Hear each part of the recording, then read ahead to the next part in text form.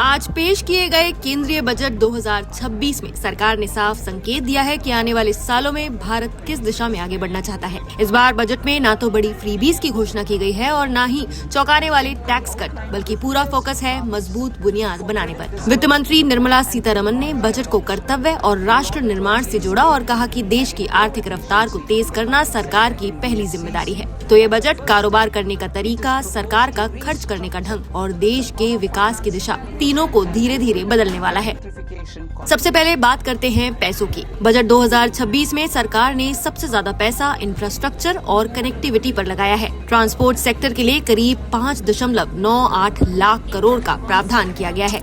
इसका मतलब है बेहतर सड़कें, रेलवे, फ्रेट कॉरिडोर, बंदरगाह और शहरों को जोड़ने वाली परियोजनाएं। सरकार का मानना है कि जब सामान और लोग तेजी से चलेंगे तभी अर्थव्यवस्था तेज चलेगी। इसके बाद दूसरा सबसे बड़ा खर्च रक्षा क्षेत्र में किया गया है, जहां करीब 5.94 लाख करोड़ रखे गए हैं। इसका मकसद सिर्फ सीमाओं की सुरक्षा नहीं बल्कि भारत में ही हथियार और रक्षा उपकरण बनाने की क्षमता को बढ़ाना भी है। बदलते वैश्विक हालात में सरकार देश को सैन्य और रणनीतिक रूप से मजबूत बनाना चाहती है। एक्सपर्ट्स का मानना है कि ये ऑपरेशन सिंदूर के बाद एक बेहद अहम कदम है। ग्रामीण भारत को नजरअंदाज नहीं किया गया है। ग्रामीण विकास के लिए 2.73 लाख करोड़ का बजट रखा गया है, जिससे गाँव में सड़कें, घर, रोजगार और बुनियादी सुविधाएं बेहतर होंगी। वहीं गृह मंत्रालय को 2.55 लाख करोड़ दिए गए हैं ताकि आंतरिक सुरक्षा, पुलिस सुधार और आपदा प्रबंधन मजबूत किया जा सके। खेती और किसानों के लिए भी बजट में खास ध्यान दिया गया है। कृषि और उससे जुड़े क्षेत्रों के लिए 1.62 लाख करोड़ रखे गए हैं। इसमें खेती के साथ साथ पशुपालन, मत्स्य पालन और बागवानी पर भी जोर है ताकि किसानों की आय बढ़ सके।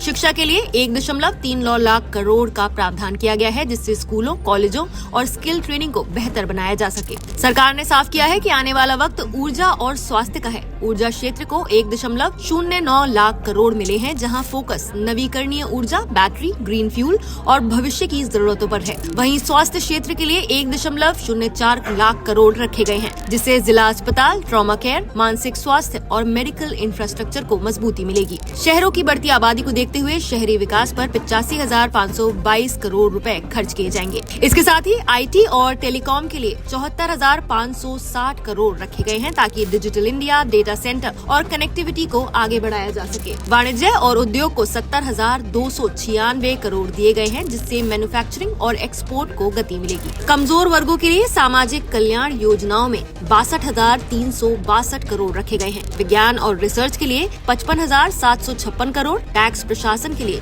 45,500 करोड़, विदेश मंत्रालय के लिए 22,119 करोड़ और वित्त मंत्रालय के लिए 20,649 करोड़ का प्रावधान किया गया है। इसके अलावा उत्तर पूर्वी राज्यों के विकास के लिए अलग से 6,812 करोड़ रखे गए हैं ताकि क्षेत्रीय असंतुलन को कम किया जा सके।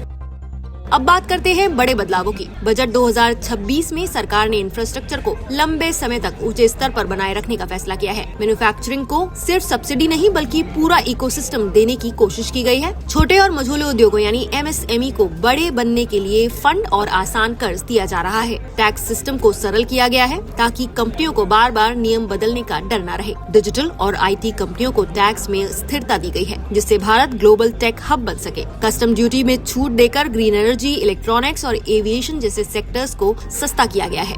ट्रेड और एक्सपोर्ट को आसान बनाने के लिए बंदरगाहों और कस्टम सिस्टम को तेज किया गया है। सबसे अहम बात यह है कि टैक्स विवाद और कंप्लायंस से जुड़ा डर कम करने की भी कोशिश की गई है।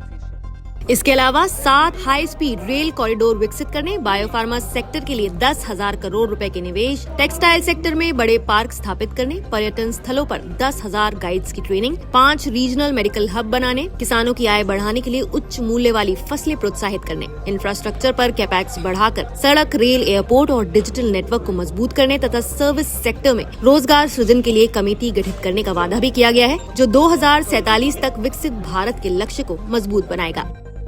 अगर कुल मिलाकर देखें तो बजट 2026 कोई तत्कालिक राहत वाला बजट नहीं है, बल्कि ये धीरे धीरे देश की दिशा बदलने की कोशिश है। इससे आने वाले वर्षों में बेहतर इंफ्रास्ट्रक्चर, ज्यादा रोजगार, मजबूत उद्योग, सशक्त गांव और डिजिटल रूप से सक्षम भारत की तस्वीर उभर सकती है। असर तुरंत ना दिखे, लेकिन समय के साथ ये बजट भारत की अर्थव्यवस्था को ज्यादा स्थिर, मजबूत और आत्मनिर्भर बनाने की नींव रखता है। यानी बजट 2026 शोर नहीं करता मगर काम करता है। आप इस साल के बजट पर क्या कहना चाहेंगे, हमें कमेंट करके अपनी राय जरूर बताएं।